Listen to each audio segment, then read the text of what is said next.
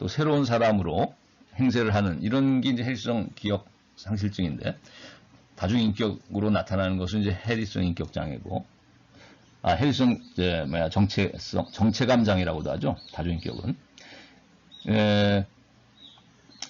그 다음에 이제 주위 환경에 대해서 아주 낯선 느낌을 갖고 살아가는 갑자기 그런 삶을 사는 사람이 있는데 이런 경우를 이제 우리가 비현실감 장애라고도 하고 해리성 장애 중에서 이제 이인증이라고도 하는데 그래서 사실 이런 것들이 도로시가 예를 들면 갑자기 먼치킨 랜드에 떨어진다든가 그래서 이제 거기서 당황해하는 모습이라든가 또 오즈의 마법사를 향해 나가겠다라고 하면서 에메랄드 시티라는 그 가공의 도시를 방문하는 이런 내용들은 이것을 하나의 꿈이라고도 볼 수 있겠지만 현실에서 만약 이런 일이 일어났다면 그렇게 행동했다면 이 도로시가 이것은 해리성 기억 상실증에 해당할 수도 있고 왜냐하면 자기가 캔자스주에 살고 있는 사람이 아니라 무슨 먼치킨 데 살고 있는 사람으로 과거의 기억을 상실해버리는 사람일 수도 있고 또는 낯선 느낌이 드는 다른 주위 환경과는 전혀 다른 곳에 있는 것처럼 낯선 이방인처럼 행세했을 수도 있거든요.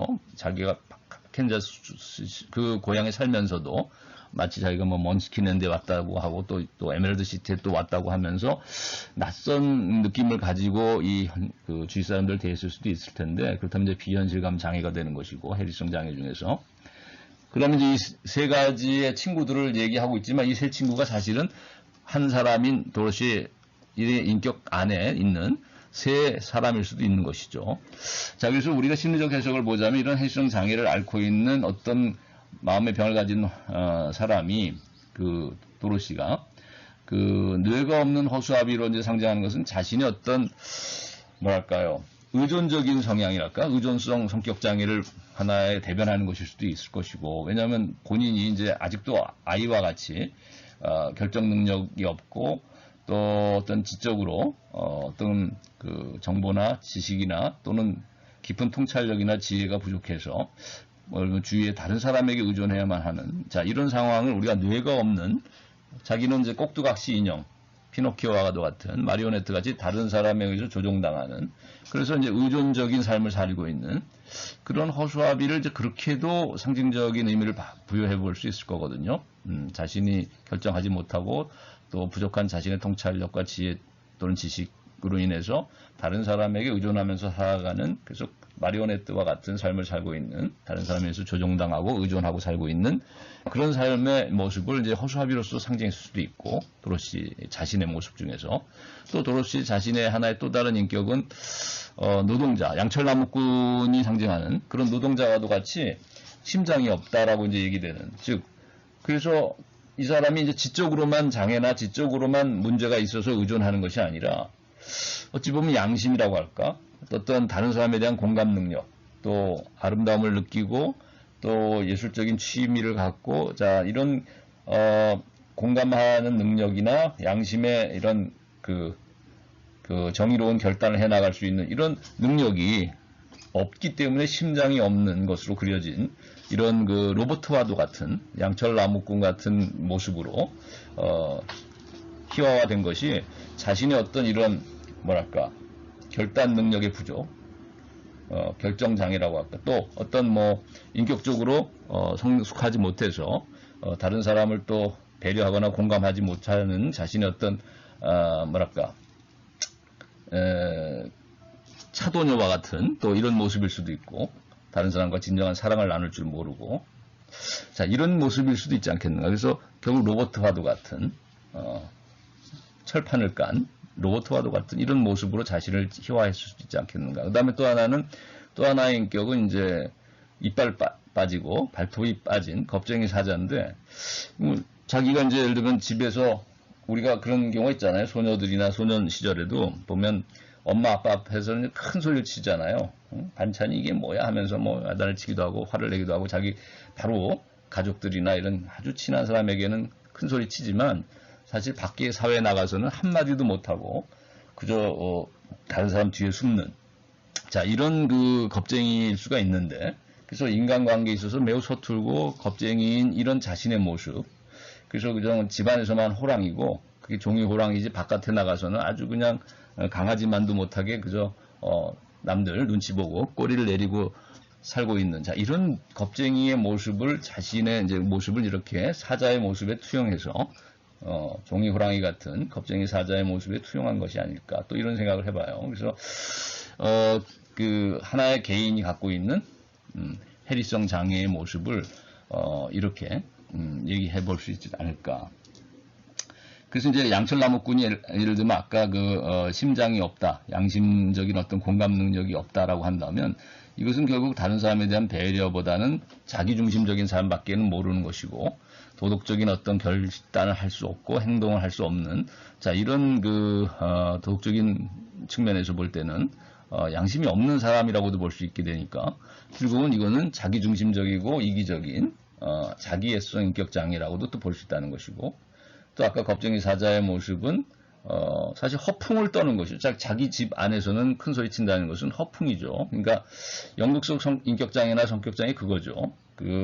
사실 다른 사람 앞에서 아주 과장되게 자기를 과시하고 하지만 사실은 속이 비어있는, 사실은 이제 열등감을 가지고 두려워하는, 자, 이런 불안과 두려움을 가지고 살아가는 이런 모습이 사실은 연극성 성격장애를 갖는 사람의 어떤 모습일 수 있겠는데, 그래서 다른 사람 앞에서 그저 허풍을 떠는, 우리가 여기 뮤지컬에서도 보면은 사자가 등장할 때 보면 상당히 이제 자기가 무슨 사자로 허풍을 떨죠. 그러나 사실 알고 보면 도로시 앞에서도 꼼짝 못하고 용기도 없고 아주 이빨 빠진, 발톱 빠진, 자, 이런 겁쟁이로 나오는데, 그래서 우리가 이런 것들을 한번 심리적으로도 이렇게 이해해 볼 수도 있지 않겠는가 생각이 들고, 그 다음에 이제 마지막으로 철학적인 해석으로 들어가게 되면은, 여기서 이제 허수아비로 상징하고 있는, 허수아비가 상징하고 있는 이 농민 계층은 이제 뇌가 없다고 했을 때, 결국 이 뇌가 없다라는 것은 철학적으로 해석해 보자면, 도덕적인 관점에서는 그의 인격의 미성숙을 뜻하는데, 그 중에서도 지혜가 부족하다는, 통찰력과 지혜가 부족한 것으로 해석해 볼 수 있겠고, 그 다음에 이제 양철나무꾼이 상징하는 것이 노동자라고 했을 때, 이 노동자 계층들이 이제 심장이 없다라는 것은 결국 다른 사람에 대한 공감 능력, 그리고 어떤 양심적인 결심을 하고 결단을 해나가고 행동에 옮기는, 자, 이런 의지적인 측면에, 또 정서적인 측면에서, 정의적인 측면에서의 결핍을 의미한다면, 이것을 우리가 도덕적인 관점에서 해석한다면 이제 사랑이라고 하는 덕목일 수 있겠죠. 사랑이라는 덕목이 결핍되어 있다.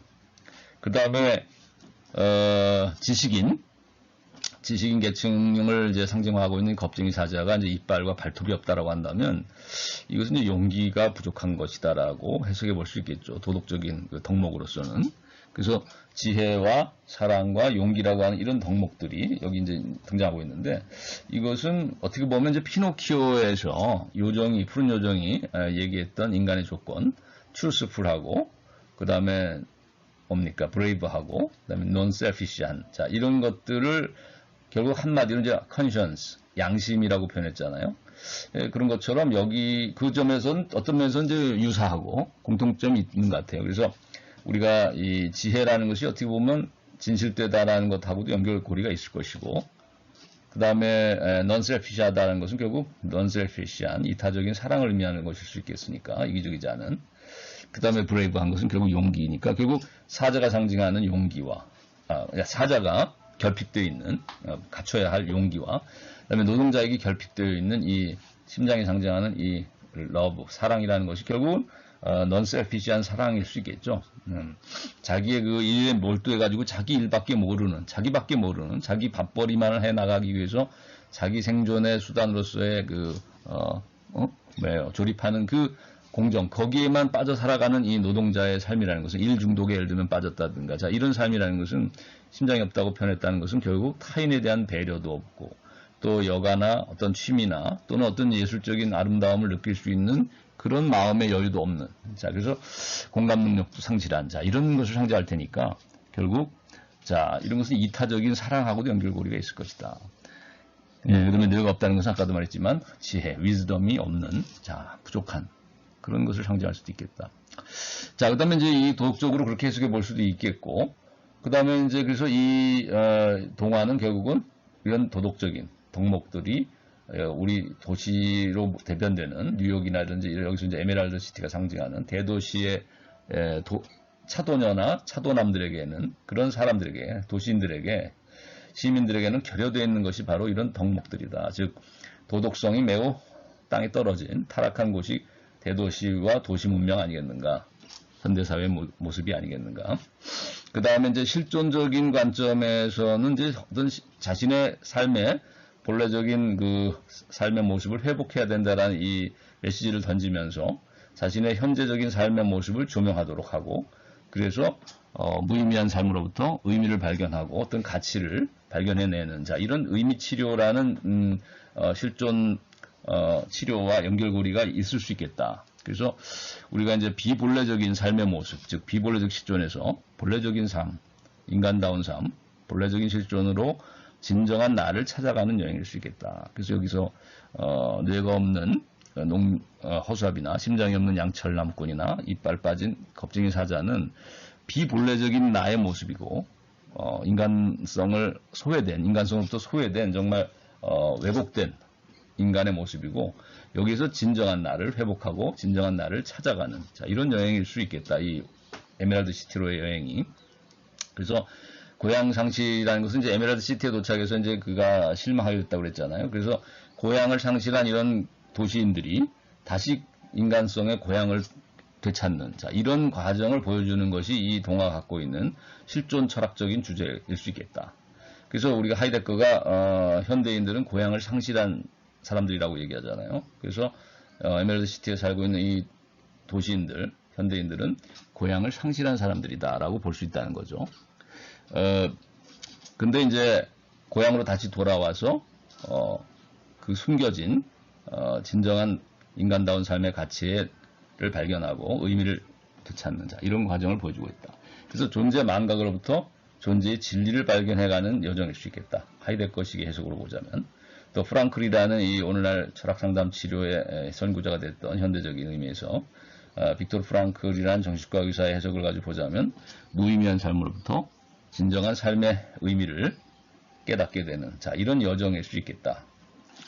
자, 그래서 우리가 피노키오와 오즈마우스의 공통점을 한번 찾아본다면 이 어른을 위한 동화라는 것이고, 결국 우리가 살펴왔던 이제 철학자들의 견해와 다 연결고리가 있다는 거예요. 그래서 사회적인 관점에서 보자면 기술 문명 사회, 그리고 자본주의 문화를 비판하고 있는데, 이것은 비판 이론가들이 계몽의 변증법이라든지 도구적 이성 비판에서 보여줬던 그 비판적 시각하고 공유되는 측면이 있다. 미국 사회에서 나타난 어떤 미국 사회의 그 낭만주의 끝에 나타난 동화이긴 하지만 정치가가 쓴, 그러나 상당히 철학적인 이런 비판 이론가들의 시각하고 일치하는 부분이 있다는 거죠. 가치관이나 이런 문제가. 그 다음에 두 번째는 양심의 회복과 인격 성숙에 대한 어떤 요청을 담고 있는 동화인데, 이것은 역시 칸트의 철학, 인간의 사명, 또 이성의 사명이 선의지를 낳는 데 있다라고 했던 그 칸트의 이런 도덕적인 철학하고, 그 다음에 오늘날 낭만주의, 주의주의자, 주정주의, 즉 심장이 없는, 사랑도 없고 양심도 없는 이런 정의적인 요소를 상실한 노동자에 대한 이런 비인간화된 모습을 보여줌을 통해서 사실 낭만주의적인 상당히 요소를 갖고 있다는 거예요. 과학기술 문명을 통해서 절름발이가 된 인간의 모습. 자, 그래서 이것이 오히려 이런 그 주지주의를 중시했던 계몽주의보다는 낭만주의적인 요소하고 통하고, 또 이 시대가 1900년이라는 원작이 만들어진 그때는 결국 19세기로 대변되는 낭만주의의 마지막 끝이라고 볼 수 있는 것이죠. 그 다음에 이제 실존 조명을 통해서 삶의 의미를 발견한다라는 점에서 실존 철학하고 큰 연관을 갖는 것이다. 자, 이렇게 얘기할 수 있겠습니다.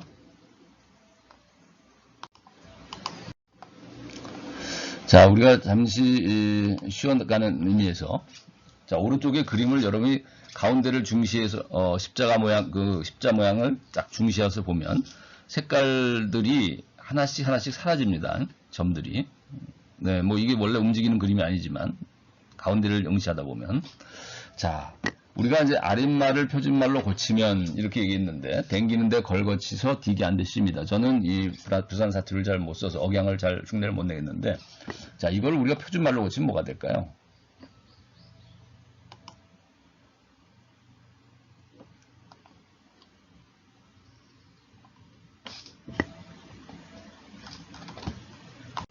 네, 통행에 불편을 드려 대단히 죄송합니다. 이게 표준말이죠. 아나운서가 말하는. 그 다음에 서로 더해도 곱해도 같은 값인 수들은 뭐 2와 2를 얘기할 수 있겠고, 그 다음에 뒤집어도 같은 요일은 일요일이죠. 뒤집어도 같은 과일은 토마토. 자, 다음 숫자의 의미는 예전에 여러분의 이거는 잘 모를 수 있겠는데 예전에 삐삐라는 신문물로서 나왔던 게 요즘은 이제 휴대폰을 다 쓰지만 옛날에는 그 흑백 액정에 숫자만 찍혀 나오는 삐삐라는 것이 있었어요. 그래서 삐삐 소리가 나오면 거기에 이제 그걸 걸었던 사람의 전화번호가 뜨고 그러면 이제 그걸로는 전화를 할 수 없기 때문에 또 공중전화나 다른 사람의 전화를 사용해서 집에 있는 전화를 사용해서만 이제 거기다 다시 연락을 취할 수 있는. 그래서 매개자 역할을 하는 것이지 직접 통화가 불가능한 이런 수단이 통신 수단이 이제 삐삐였는데 그래서 숫자만 거기는 쓸 수 있거든요. 찍을 수 있거든요. 글자는 못 쓰고. 그래서 다 글자의 의미들을 이제 숫자로 바꿔서 거기서 서로 소통을 했는데 1010235는 뭘까요? 네, 요즘 잘 쓰는 표현이 아니는데 누구를 사랑한다는 말을 사모한다는 말을 잘 안 쓰지만 옛날엔 이런 말 썼어요. 그래서 열렬히 사모라는 뜻이고 그 다음에 002라는 건 뭘까요? 자, 이것은 학생들이 학교를 대학생들이 예를 들면 수업을 땡땡이 치자 이런 뜻이고 뭐 이만은 여러분도 알죠? 뭐 줄임말이죠. 이만. 그 다음에 5835 8282 545 119. 자, 이건 뭐냐면 오빠 아까 사모라는 게 이제 사모한다, 사랑한다는 말을 사모라고 했다는 거죠. 그래서 오빠 사모해, 빨리빨리, 545는 오세요. 119, 내가 지금 화가 나서 또는 아주 지금 그 괴롭고 해서 불이 나니까 속에서 내 불을 꺼달라는 거죠. 119. 그래서 빨리빨리 오빠 사모하니까 빨리빨리 오세요. 그래서 나를 구해달라는 거예요. 답답하니 불타는 이 상황을. 자, 그 다음에 그 수박 얘기를 아는지 여러분이 한번 내가 질문했는데 여러분 수박 얘기를 압니까? 모르죠. 네, 모른다고 해야 됩니다. 자, 수박 얘기는 모르죠. 네, 그럼 모를 수박입니다. 그 다음에 이제 만두 얘기는 아세요? 그러면 모르죠. 모른다고 얘기합니다. 자, 모르죠. 모를 만두 한 것입니다. 그죠? 모를 만두 하죠. 그 다음에 수박이 수박인 이유를 아세요? 이건 알죠? 네, 그럴 수밖에고. 만두가 만두인 이유는 그럴 만두 하지. 자, 여기까지는 알겠는데 여러분이 아마 이건 모를 거야. 만두 두 개는 뭘까요? 자, 만두 두 개는 그만두게. 자, 이런 썰렁한 개그를 그만두게. 그 다음에 더 나아가서 자, 이 시리즈를 더 이어가면 참여 얘기를 아십니까? 참여 얘기? 모르죠. 이 참여 알아도 입니다. 그 다음에 자, 이 시리즈의 마지막은 뭐냐면 설탕 얘기입니다. 자, 시리즈의 마지막이기 때문에 이제 영어로 해야 돼요. 그래서 설탕 얘기는 아세요? 모르죠, 당연히. 자, 이거를 영어로 해야 되는데 뭐냐면 이것도 모를 슈가입니다. 이것도 모를 슈가. 자, 소금을 가장 비싸게 파는 법은 소하고 금을 나눠서 팔면 되죠. 소 한 마리도 상당히 비싸고 금은 뭐 여러분이 금괴 알다시피 요만한 게 엄청나게 비싸죠.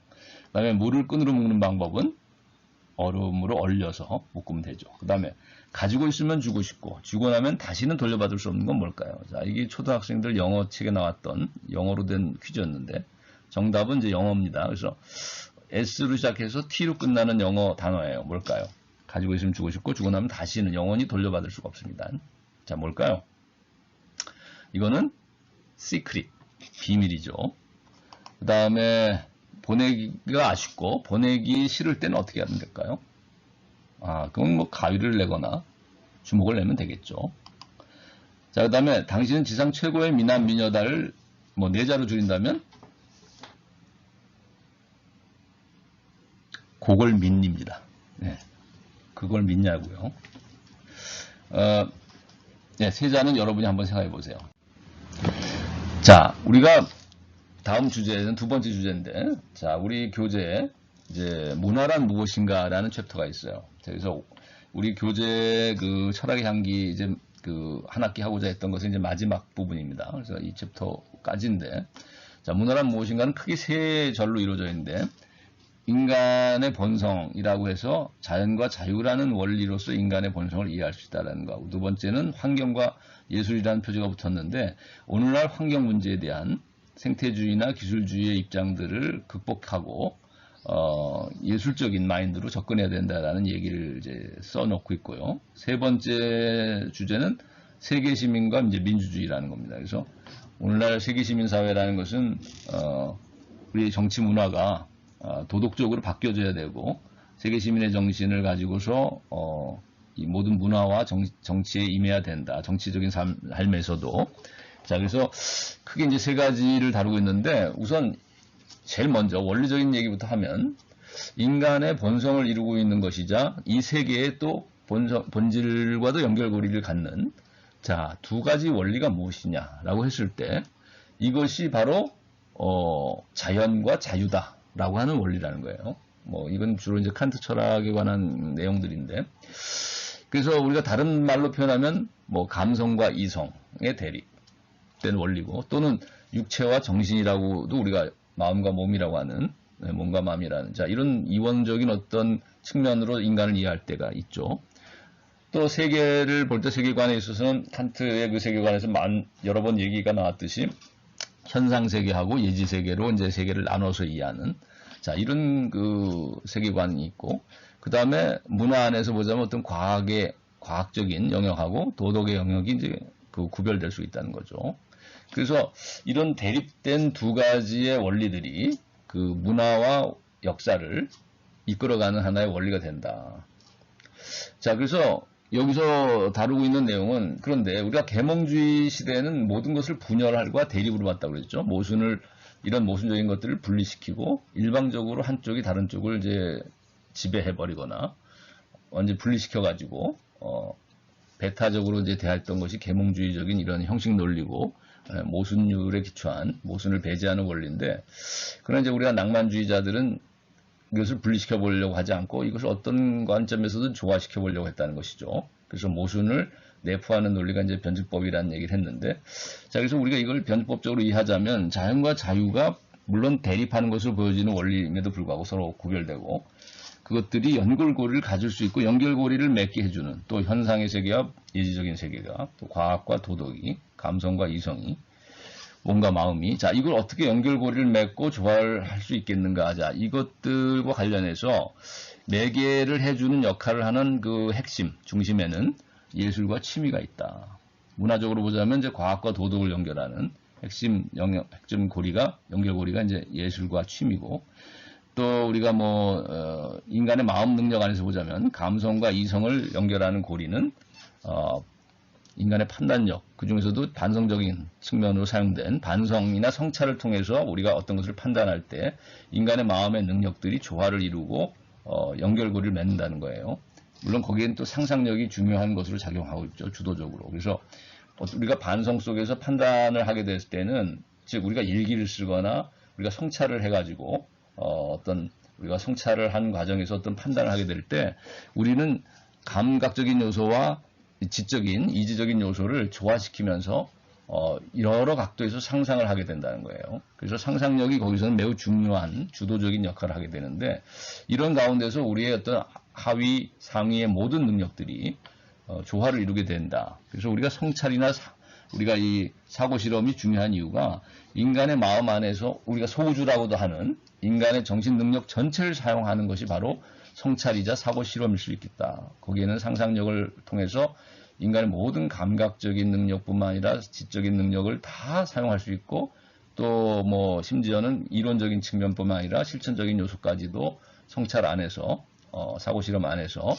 연결고리를 맺게 할 수 있기 때문에 우리가 감성과 이성, 육체와 정신, 도덕과 과학과 도덕 이런 모든 것들을 우리가 어떤 예술적인 상상 속에서 우리가 어떤 성찰을 해 나갈 수 있다면 그것이 철학적인 사고 실험이자 철학적인 성찰이 될 수 있겠다. 그래서 반성적인 판단력이라는 말 쓰기도 하는데 이 반성 속에서 우리가 어떤 걸 생각하고 성찰하다 보면 어떤 판단에 도달하게 되는데 자 이런 것이 매우 중요하다는 거예요. 인간의 마음의 전체 능력을 조화시키고 또 개발해내는데 이런 성찰의 과정이 매우 중요하고 그래서 이것이 또 다른 말로 하면 이제 예술적인 취미 판단하고도 연결된다는 거예요. 아름다움을 느끼고 또 판정할 수 있는 능력하고도 연결고리가 된다. 그래서 이런 예술적인 취미 생활을 통해서 우리가 자연성 또는 동물성이라고도 할 수 있겠죠. 이런 자연의 본능적인 것을 거칠고 조야하고 난폭한 이런 측면을 도야해서 교양을 쌓는다고도 말할 수 있고 예술과 취미를 통해서 순화시키고 세련화한다고도 말할 수 있겠는데 자 이런 것들이 결국 예술과 취미가 그래서 문화의 중심의 역할을 하게 된다. 문화의 중심 역할을 하게 된다. 왜냐하면 과학이나 도덕이라는 것이 대표적인 문화의 중요한 원리적으로 중요한 측면이라고 한다면 인간 문화 안에서 오늘날 그 과학과 도덕 이론과 실천이라고 하는 이 두 문화 영역을 연결고리를 갖게 해주고 윤활유 역할을 하면서 조화시켜줄 수 있는 것이 바로 예술이고 취미이기 때문이다. 그래서 이런 문화의 목표는 그러면 무엇이겠는가 하면 도덕화에 있다는 거예요. 칸트가 볼 때. 즉 인격적인 인간의 측면을 성숙시키고 인격을 완성해 나가는 것이 이 문화의 목표다. 즉 다른 말로 하면 인간다운 삶의 목표이자 또한 이 세계의 목표라는 거예요. 즉 이 세계의 역사가 지향해 나가야 할 하나의 목표점이다. 그것이 인격의 완성이고 도덕화에 있다는 거예요. 그래서 이제 우리가 보통 문화하면은 문명하고 구별을 잘 안 하는데 칸트는 문명이라는 거하고 문화를 구별해서 시빌라이제이션이 문명이라고 한다면 그것은 어떤 시티즌의 라이프 스타일일 수도 있겠다. 즉 도시 문명 우리가 말을 많이 쓰잖아요. 산업 문명 이렇게 얘기하듯이. 근데 이건 문화라는 것은 단지 그런 문명적인 것에 그쳐서는 안 된다. 즉 그것은 기술적이고 실용적인 것하고 관계가 깊은 것이 인간의 기술적이고 실용적인 소질을 개발한 것과 관련된 것이 이제 즉 과학기술을 핵심으로 하는 것이 시빌라이제이션이고 문명이라고 한다면 기술 문명이라고 보통 말을 많이 쓰잖아요. 그러나 그 기술 문명에만 그쳐서는 안 된다는 거지 문화는. 그래서 인간의 어떤 자연적인 본능적인 소질을 물론 충족시켜야 되겠지만 인간도 동물적인 측면이 있으니까 그러나 거기에 그것을 이제 충족시킨 것을 칸트는 이제 네이처 인간의 네이처 자연성을 충족시킨 것을 널처라고 그러죠. 그래서 우리가 양육이라고 번역을 하죠. 그런데 기술적인 능력이나 이런 실용적인 소질을 개발하는 것을 이제 우리가 보통 교양이라고 얘기할 수 있을 거예요. 사회적인 그러니까 자연과학적인 교양이자 또는 사회과학적 교양일 수 있겠죠. 그러나 교양이나 인간의 교육이 여기서 그쳐서는 안 된다. 즉 문화도 여기서 그쳐서는 안 된다. 문화라는 것은 이제 어원적으로 보면 컬처의 어원은 쿨투라라는 라틴어에서 왔다고 그러죠. 쿨투라라는 것은 어떤 경작한다는 뜻입니다. 그래서 밭을 갈고 우리가 농경 문화에서 문화라는 것도 왔어요. 항상 우리가 산업 문명 이전에 산업 문화 이전에 우리가 농경 문화가 항상 기초 있죠. 그래서 쿨투라라는 말도 이제 밭을 간들다. 경작한다라는 뜻인데 우리가 자연적인 그 인간의 본능의 밭을 갈 뿐만 아니라 그래서 그걸 먹여서 우리가 양육해서 잠을 재우고 밥을 먹이고 또 전 대소변을 받아서 기저귀를 갈아주는 자 이런 것이 널초고 자연적인 인간 본능을 충족시키는 하나의 것이겠지만 그러나 먹고 싸는 이런 것만을 개발하는 것이 문화가 될 수는 없고 그 다음에 이제 기술적인 능력을 개발해서 인간이 물론 이런 기계적인 것들을 만들고 수단이나 도구들을 개량하잖아요. 편리하게. 근데 물론 그것이 인간을 편리하게 하고 쾌락을 증대시킬 수 있는 역할을 하지만 거기 또 그것을 이제 사회적으로 이렇게 통용시키고 상업적으로 물물 교환을 한다든가 자 이런 걸 통해서 실용화시킬 수 있는 것이 이제 사회과학적인 지식이고 사회생활이겠지만 거기서 그쳐서는 안 된다. 그것이 이제 시티즌 라이프가 되겠죠. 그래서 시빌라이제이션을 만들어 갔다고 볼 수 있겠죠. 인간이 문명을 만들어 갔다. 기술 문명을 또 산업 문명을 그 다음에 이런 상업적인 사회 문명을 만들어 갔다고 볼 수 있겠지만 이런 산업 사회를 만들고 이런 기술 문명을 만든 것에 그쳐서는 안 되고 칸트는 인간의 도덕적인 소질 또는 인격적인 이런 인간의 소질이 개발돼야 된다.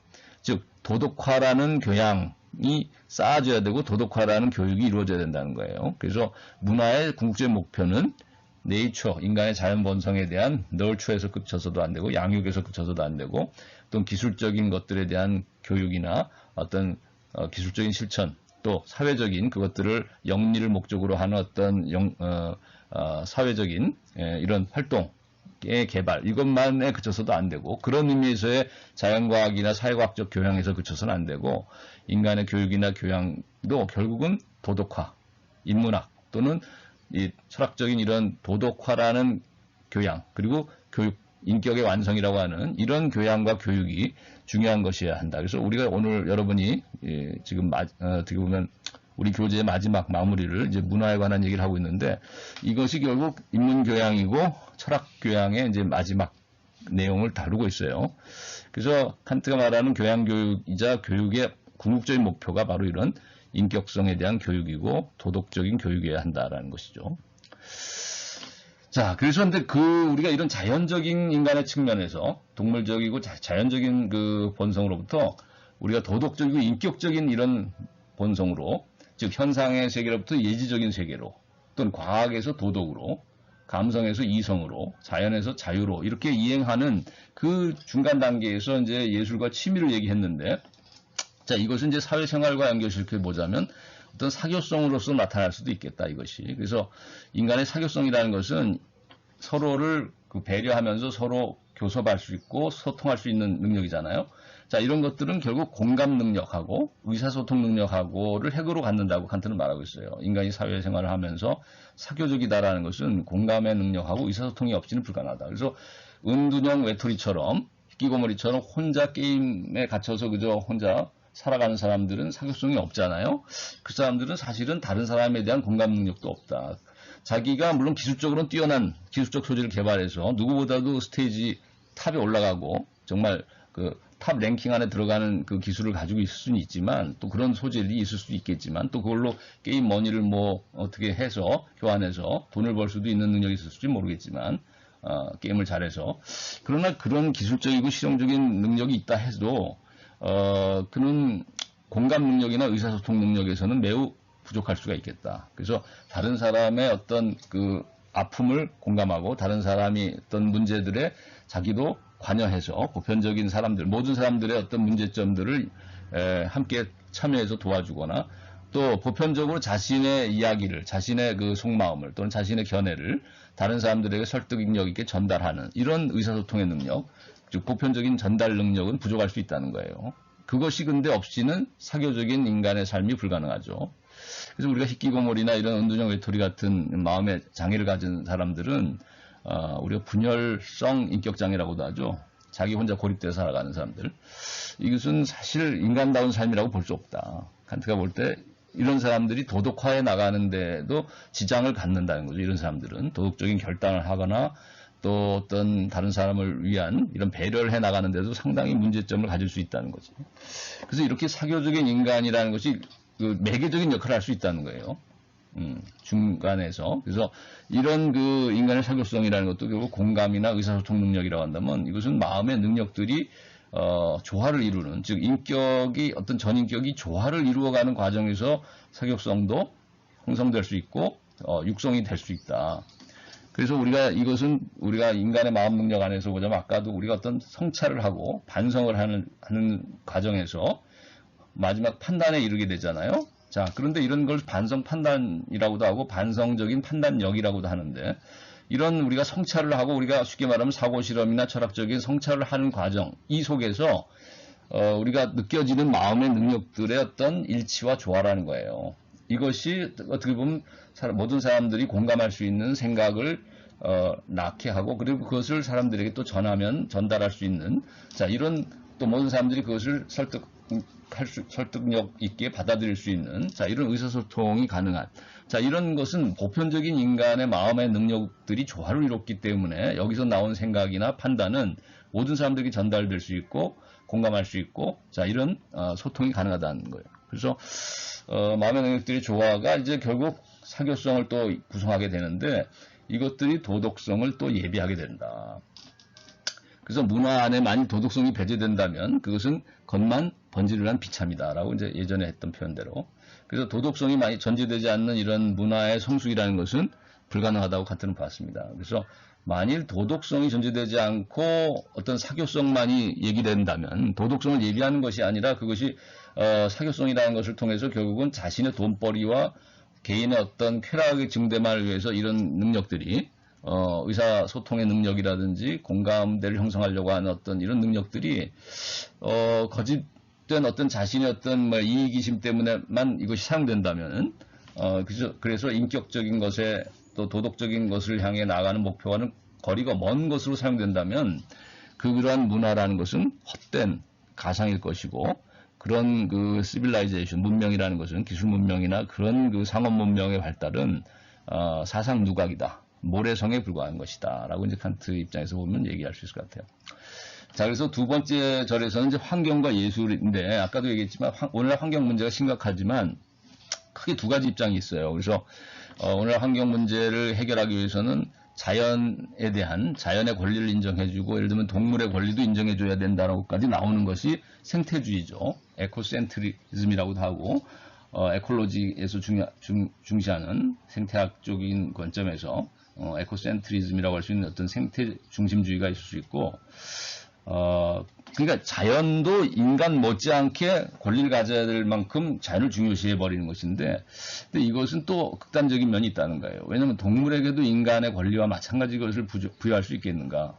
그것은 좀 곤란한 문제가 있고 우리가 예를 들면 소도 먹고 돼지도 먹는 상황에서 예를 들면 소의 권리와 돼지의 권리를 인정하게 되면 인간과 동등하게까지 주장하게 되면 우리가 동물보호협회에서 만약 그렇게 나온다면은 인간의 어떤 생존 자체도 어려워지는 게 아니겠는가 생각이 들단 말이죠. 그 다음에 그것이 결국은 반문화를 주장하는 것까지 나가게 됩니다. 생태주의자들은. 그래서 우리가 자연으로 돌아가라고 했던 루소처럼 정말 원시적인 자연을 보호해야 되고 또 원시적인 자연으로까지 그냥 나가야 되는 게 되어버려요. 생태주의자들의 입장에서 보면 모든 인위적인 문화나 문명을 거부하는 것으로까지 나올 수 있다는 거죠. 과학기술 자체를 완전히 그냥 무시하는.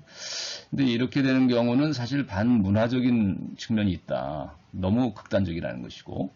다음에 기술주의라는 것은 기술 중심주의라는 것은 결국 모든 것을 기술적으로 해결하려고 하죠. 그러다 보니까 생태계 파괴나 이런 것들을 오히려 나을 수 있는 위험이 있다. 왜냐하면 더 다른 기술, 또 더 강력한 기술의 개발을 통해서 현재 기술이 가져온 자연의 파괴라든가 환경 오염을 또 다른 기술로서 이제 해결하자는 것인데 그런데 문제는 이런 기술만을 가지고 모든 것들을 처방할 수 있는 하나의 그 특효약처럼 기술을 가지고 얘기하게 되면은 기술은 우리가 지금 현재 있는 기술이 갖고 있는 이제 부작용이 있지만 이것을 해결하겠다고 또 다른 이제 더 강력한 기술을 개발할 경우 또 우리가 알 수 없는 개발 당시에는 그런 부작용까지는 알 수 없잖아요. 우리가 약도 마찬가지인데 알약을 개발할 때 서양에서 특효약이라고 이 부분을 강조해서 만들어내지만 그 성분이 다른 부작용을 낳을지는 모르는 거죠. 그래서 오히려 부작용 때문에 이제 특효약이 다른 것으로 사용되기도 하는 걸 봤을 때 우리가 기술이라는 것도 가지고 있는 부작용은 그 당시에는 모른다는 거죠. 개발 당시에는. 그러다가 나중에 보면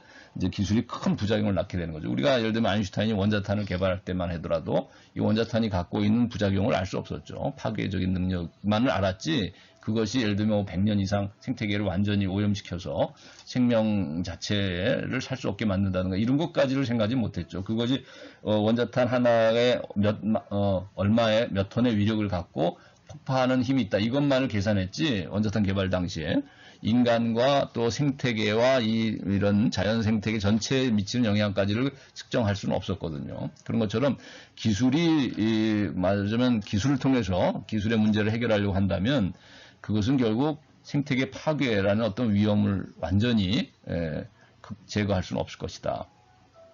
자, 그래서 우리가 반문화로 가는 것도 극단적인 것이고 생태주의자들이 기술주의자들이 이제 생태계를 이렇게 파괴할 위험을 가지고 있는 기술을 계속 개발해 나가려고 하는 이런 것들도 사실은 위험한 것인데 그렇다면 우리가 이런 두 극단적인 입장을 극복하고 어떤 조화로운 하나의 모색을 해볼 수 있겠는가 했을 때 환경 문제 해결 방향으로서 칸트 같은 철학자가 제시하는 것은 그거죠. 미적인 교육, 아까 말했지만 예술과 취미를 통해서 인간의 감성을 교육하고 또 인간의 마음의 능력들을 조화를 훈련시킨다는 거죠.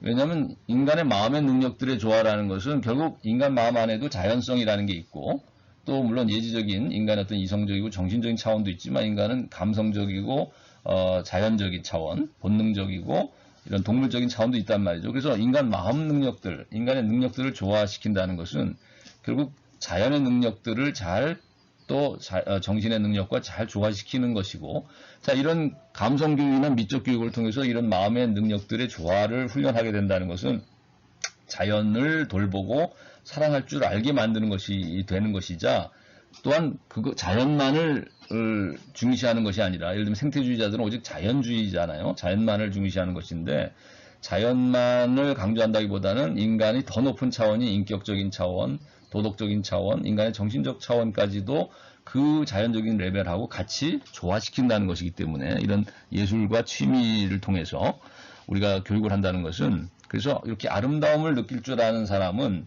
결코 나쁜 사람이 없다고 그러죠. 우리가 어떤 예술을 좋아하는 사람치고 정말 그 동물을 학대하는 사람은 없는 거고, 또 동물을 사랑하지 않는 사람이 없는데, 그렇다고 해서 동물만 사랑하는 것이 아니라 정말 더 가치 있는 인격, 인간의 어떤 중요한 인격, 인간의 정신적인 이런 가치를 누구보다 또 소중하게 사랑하는 것이 예술가들이죠. 그래서 동물과 자연과 식물과 이 세계만을 사랑하는 것이 아니라 현상의 세계만을, 물론 그것도 사랑하니까 시를 쓰죠. 뭐 현상 세계를 소재로 해서 시를 쓰잖아요.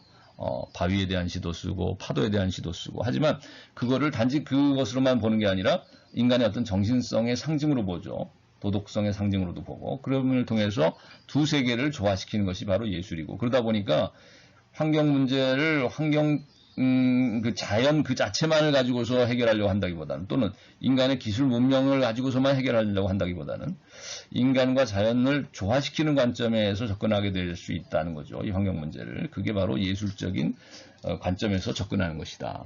그래서 예술을 통해서 자연성을 돌보고 보존하는, 자, 이런 그 자연을 사랑할 수 있는, 자, 이런 마음을 기를 수 있고, 또 자연이 오염돼 있잖아요. 사실 또 자연 자체가 순수하다기보다는 오늘날 많이 공해로 인해서 찌들었고, 자연도 오염돼 있고, 정말 자연도 많이 상해 있단 말이죠. 바다도 그렇고 오염돼 있고, 뭐 육지도 그렇고 물도 그렇고 상수도, 공기, 모든 것들이 오염돼 있잖아요. 지금 파괴돼 있고. 자, 그러면 이런 자연성을 돌보고 보존한다는 것을 그치는 게 아니라, 더 나아가서는 그것들을 정화시키고 원래 모습으로, 인간이 본래적인 실존으로 회복돼야 하듯이 자연도 본래적인 모습으로 정화되고 순화되고 치유돼야 될 필요가 있다.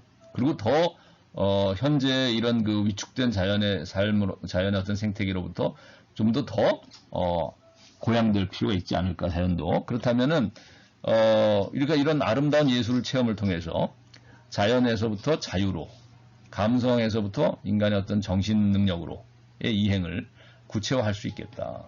그래서 예를 들면 우리가 이솝우화를 하나 예를 들면 그렇잖아요. 우리가 이솝우화는 동물들 소재로 하잖아요. 자연의 이런 자연성을 갖는, 동물성을 갖는 이런 돼지라든지 그죠? 여우라든지 개미라든지 무슨 강아지라든지, 자, 이런 것, 그 동물들 소재로 해서 자연을 소재로 하지만, 그것이 담고 있는 내용은 인간의 도덕적인 가치를 거기에 상징화하는 것이죠. 인간의 도덕적인 성품, 자, 이런 것들을 의인화시키고 동물 통해서, 그래서 결국 이런 자연성을 갖는 동물의 모습, 동물의 성격하고 인간의 어떤 정신적이고 도덕적인 차원의 인간의 어떤 성격을 결국 조화시키고 매개시키는 것이 이솝우화가 보여주는, 우리에게 주는 즐거움이고